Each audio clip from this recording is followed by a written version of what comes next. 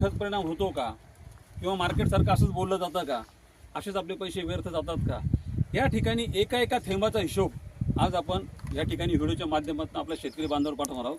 तर या ठिकाणी मी काय केलं, ह्या मातीमधनं एक कंद जो लावला जातो तो काढला. ह्या कंदाचं जर बघायचं ठरलं तर ह्या कंदातनं जे फुटवे निघालेत, या ठिकाणी 1, हा 2 आणि 3, हा चौथा आहे, याच्याच बरोबर होता तुटला, आणि हा 5वा आहे. म्हणजे 5 फुटवे याला निघालेत. या फुटव्याचं पानं निघायला सुरुवात झाली. या ठिकाणी एक पान निघालंय, दुसरं पान निघतंय.